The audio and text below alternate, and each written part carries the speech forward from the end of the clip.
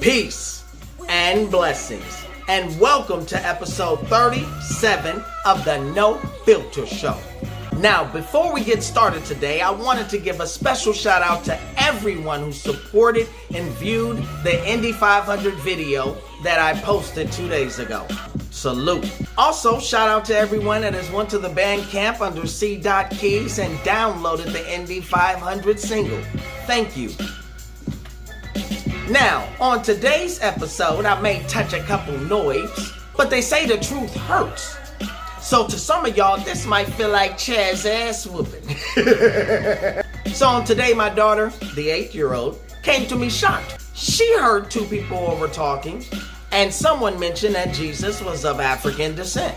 Now, curious to know, my daughter came to me like, Daddy, I thought Jesus was mixed. I said, baby, why would you think Jesus is mixed?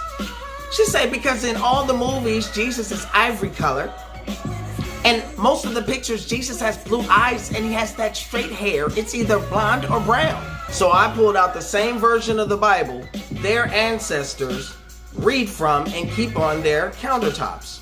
And in that same Bible, by description, Jesus was stated to have hair like a lamb's wool, feet the color of brass, eyes the color of fire. Then I advised her how many thousands of years ago that took place. I also showed her where Jerusalem was located and the area in which he did most of his ministry. After this epiphany, my daughter was like, Daddy, well, why would they change where Jesus is from and the color of his skin? Great question, sweetheart. Now, at first I was like, girl, you too young for this complicated response. But then I thought of this. If she's intelligent enough to come to me to question me in regards to that, she's intelligent enough to hear the truth. So here we go. I explained to her, you know the history of Africans and African Americans and how they're viewed. She said, like slaves and how they treat black people in America and all over the world. I said, exactly. Imagine if it was promoted, celebrated, accepted, and acknowledged that Jesus' birthright was in Africa and he looked more like us than of a lighter hue or descent. Can you imagine the motivation? Can you imagine the spirituality? Can you imagine how much different things would be right now? Now some of y'all like, Keys, how that make a difference? When you condition somebody to devalue themselves, once you finally tell them the truth, it's hard for them to accept. So even when the truth comes out, they'll still keep the blonde hair, blue-eyed Jesus on their wall, opposed to putting the actual Jesus and his description up. My daughter's eyes popped out her head. And I'm like, she actually gets this. So I started going into a little more detail regarding. I told her as a kid, there was a movie called Shaka Zulu out. Before she was born and Blockbuster was still open, the other three young ones, I wanted them to watch Shaka Zulu. So when I saw the DVD at Blockbuster, I picked it up in an instant. Now, I should have known some slick shit popped off when it was only one disc. When Shaka came on TV, that was a 7-day marathon. By the way, the only time on public television I got a chance to see African boobs. Don't judge me. I took the DVD home to play for the family, and they turned it into a love story starring David Hasselhoff. Now, in the original version of Shaka Zulu, I remember this as a kid. One of the physicians was looking at one of the slaves while another man observed. And the man observing asked, why is he so rough with the slaves? And the physician's response was, these people are from the original tribe of Israel. They can tolerate pain. So they got me thinking, did people go to Africa and just randomly snatch up Africans, or were they specifically gathering the tribes of Israel and taking them to a lost land that they do not know? And in the process of that, demoralizing them, demonizing their hue and their complexion, and then turning them into a former image of themselves. Now this clip here hits near and dear to heart, because I remember times growing up in the hood, walking in a house, and there's a huge picture of a Jesus with blue eyes and blonde hair. And in the same Bible, that our parents and friends' parents were yelling at us out clearly gave a description of what Jesus Christ looked like.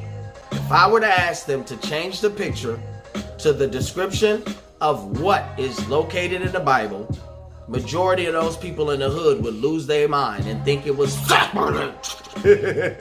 but that's conditioning and demonizing the thought of the truth. So after having this conversation with my 8-year-old, it got me to thinking, why is it people prefer to have or feel more comfortable having a Jesus that is viewed as this, when in my mind, I think more of Jesus looking like this? The only Jesus I know is him, and the one thing he don't need is a partner. Mama, how do we know Jesus wasn't black? He could have been from the lost tribe of Israel. They were supposed to be black. This picture has been in my family for as long as I can remember. When I was a baby, I don't know what I saw first. My mama, my papa, or this Jesus. Now, he's the one I know and love, so let's close the subject. Jesus was black, the Bible would have said so. But it does say so. What are you talking about? His hair is like wool, and his eyes are like flame of fire. Well, Lord have mercy. It sure do say that, don't it? Now again, similar to my daughter, I was ahead of my time as a kid. So I would always question in Africa when I would see movies of Jesus or Moses and the multitude of people, how is it possible that they looked like this?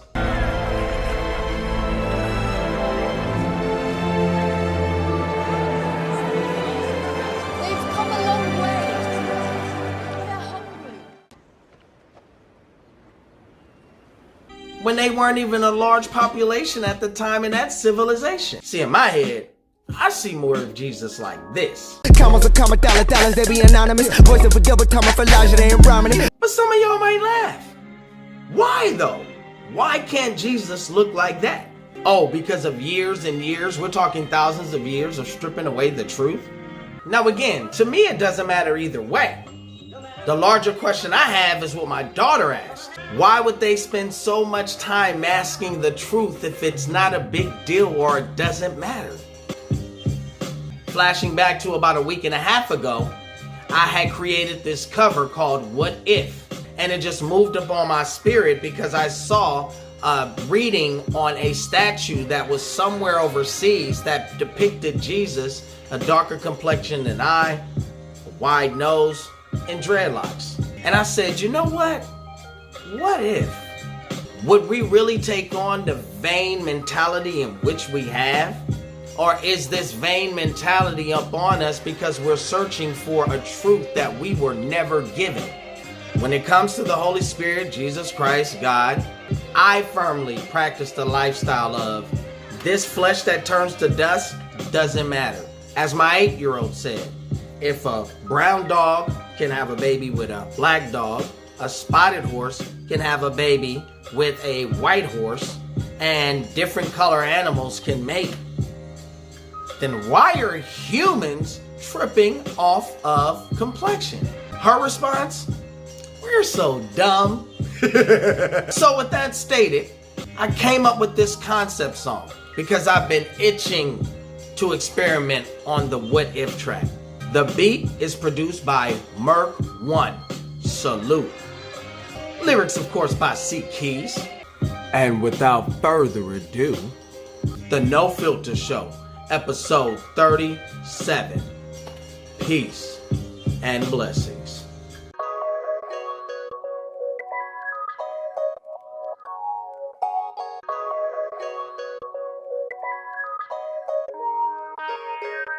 What if Jesus was to depict the truth of African descent? And the law of Caesar for the dollars didn't make sense. Went from royalty and chariots to ghost riding whips. From the value of the craft to the craft being which slices the hand of the devil's pie. You ready to hand them?